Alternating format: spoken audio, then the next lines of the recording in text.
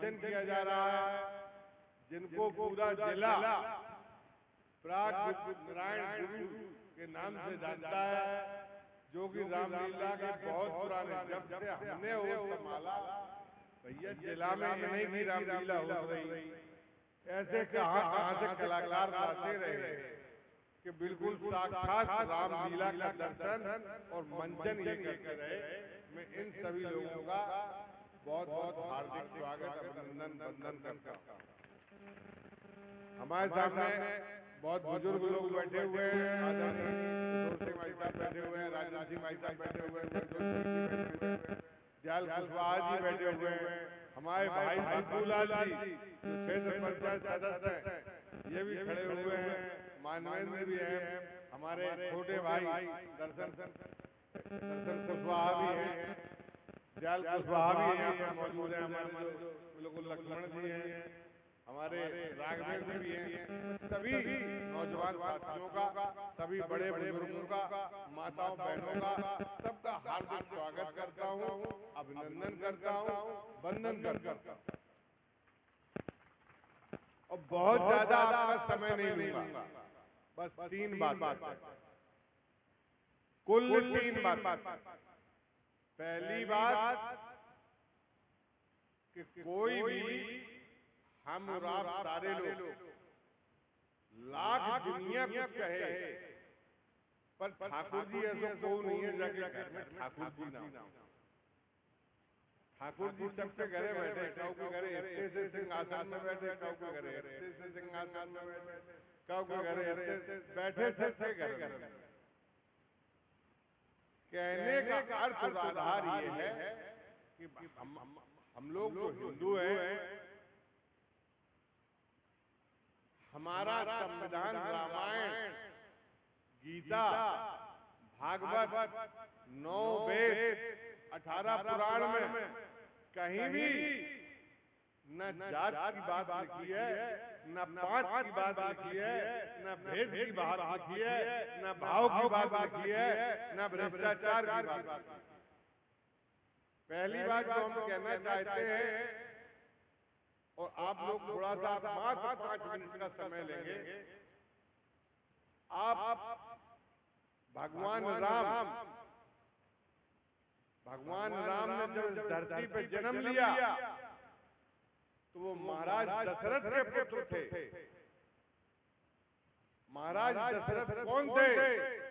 महाराज दशरथ वो थे कि जिनके राज्य में कभी सूर्य अस्त नहीं होता था, जिनको चक्रवर्ती सम्राट, ऐसा महान राजा, ऐसा चक्रवर्ती सम्राट जिसके राज्य में कभी सूर्य अस्त नहीं होता था, वो महाराज दशरथ थे। कितना सौभाग्यशाली महाराज सम्राट राजा दशरथ थे, जिनके भगवान राम, लक्ष्मण, भरत, शत्रुघ्न जिनके पुत्र। लेकिन शिकार खेलते हुए धोखे से जान मेल के बाण श्रवण कुमार को नहीं मारा था, धोखे से उन्होंने समझा कि कोई जो है यहाँ पर जानवर है, और आहट जो आहट हुई, श्रवण कुमार अपने माता पिता को लिए झील में पानी भर रहे थे, तो उस आवाज पे महाराज दशरथ ने बाण मार दिया, और बाण मार दिया, वो बाण श्रवण कुमार को लगा। तो जब उनकी चीख निकली तो महाराज दशरथ वहां गए, उन्होंने देखा कि बहुत बड़ा अपराध हो गया। थोड़ी दूर गए, वो मूर्छित हो गए श्रवण कुमार, वो उनके माता पिता के पास गए, उन्होंने माफी मांगी, लेकिन श्रवण कुमार के प्राण चले गए, और उनके माता पिता ने ये श्राप राजा दशरथ को दे दिया कि जैसे पुत्र के वियोग में हम तड़प तड़प के मर रहे हैं, ऐसे आपको भी पुत्र के वियोग में प्राण त्यागने पड़ेंगे। तो जब भगवान राम को वनवास की सजा हुई या वनवास का आदेश मिला, तो ठीक उसी तरह जिस तरह श्रवण कुमार के माता पिता ने प्राण त्यागे थे, महाराज दशरथ ने भी ठीक उसी तरह प्राण त्याग दिए। तो इस गलत फहमी में नहीं रहना कि हम चाहे कुछ अपराध करें वो कौन कोई देख रहा है।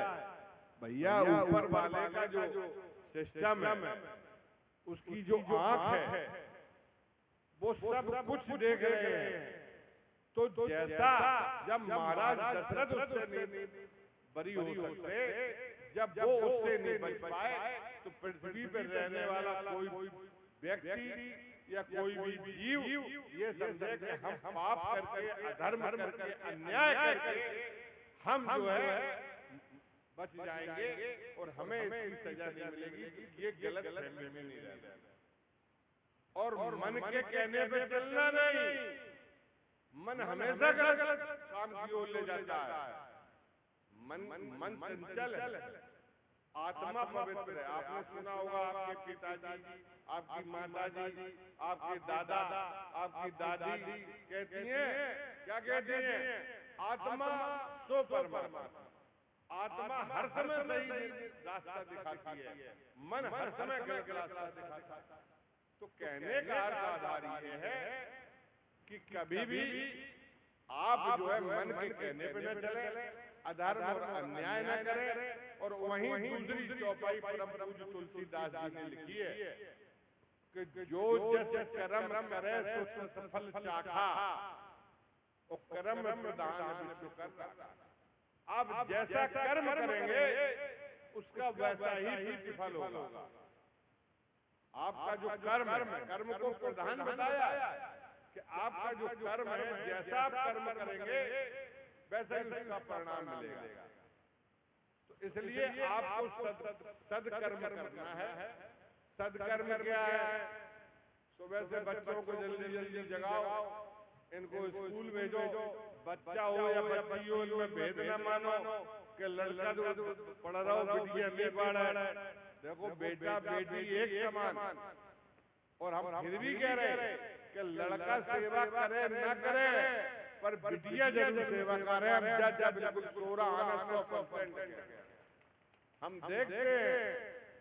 हम देखते हैं कि आज यदि माता पिता, भाई भौजाई यदि आवाज लगा दे तो लड़की अपने प्राण दे दे।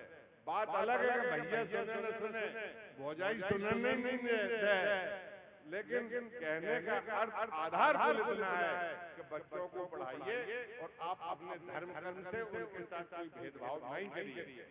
दूसरी बात, तीसरी बात, परम पूज्य तुलसीदास जी ने जहाँ ये लिखा है कि जो जैसे कर्म करे तो फल चाखा, कर्म प्रधान विष्णु कर रखा, तो संसार में कर्म ही प्रधान है।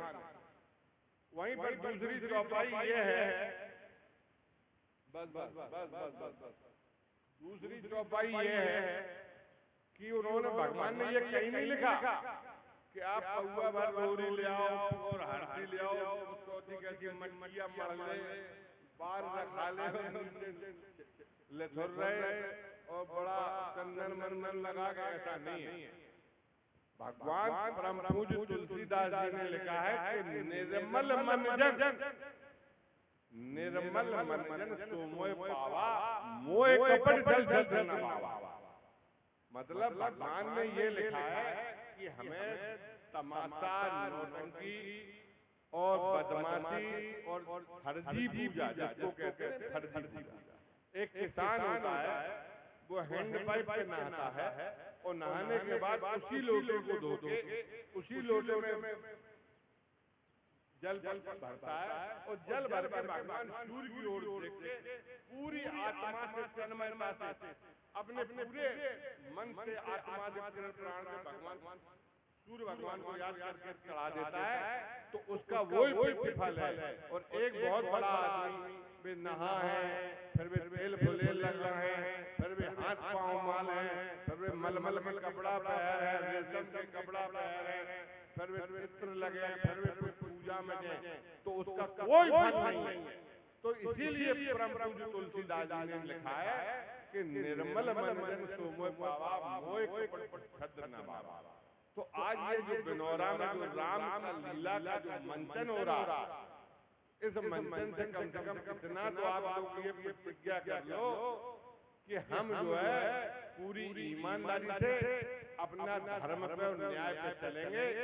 और हम भैया ऐसे नौजवान खड़े खड़े खड़े सबसे जाकर है कि यार गुटखा छोड़ दो, गुटखा न छोड़ दो, रात्रि वाली पूजा छोड़ दो, दिन मुद्दे वालों शरबत छोड़ दो, कोल्ड ड्रिंक छोड़ दो, जितने जो गलत काम करा रहे हैं वो सारे काम छोड़ दो।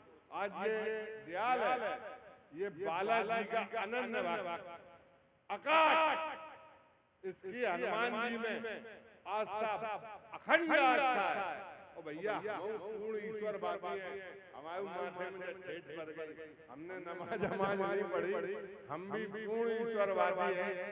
कहने का अर्थ इतना है, नारी से, आत्मा से, तन से, मन से, धन से अपना कर्म को प्रधान मानकर आप अपना कर्म करिए, भगवान आपको निश्चित सफलता देगा, कहीं कोई संदेह नहीं है। रही बात हमारी, हम तो आज पहली बार आए नहीं, हमेशा आते रहे, जब तक जिंदगी है, सांसें हैं तब तक आएंगे। हमारे भक्तूलाल भाई खड़े हैं ब्लैक लुंगी के महाभारत में, इन्होंने जो हमारा साथ दिया है, और इनसे दमदार इनकी बहू है, दमदार वो बहू है कानपुर वाली, हम उसको भी हाथ जोड़ के भैया नतमस्तक करते हैं। इन्होंने जो हमारे साथ मायबा ब्लॉक की जनता के साथ इन्होंने जो हमारा सहयोग किया है, हमने वचन देते हैं कि जिंदगी की आखिरी सांस तक निभाएंगे। परम पूज्य तुलसीदास जी ने लिखा है कि रघुकुल रीत सदा चली आई, प्राण वचन विधाई।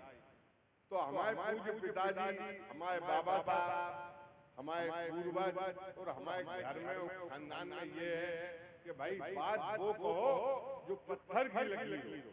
तो हमारा जो कहने का आधार है कि आपको धर्म और न्याय के रास्ते पे नन्नू राजा की जहाँ जरूरत पड़े, कोई जरूरी नहीं है सरकार हमारी है नहीं है, हम विधायक है नहीं है, सांसद है नहीं है, बिल्कुल नहीं है, लेकिन आपकी सबकी जो ताकत है, जनमानस की जो ताकत है, उस ताकत के आगे पूरा शासन, सारे नेता आपसे डरते हैं। ये मानवेंद्र खड़े हैं, अकेले मानवेंद्र नहीं खड़े, दयाल भी खड़े।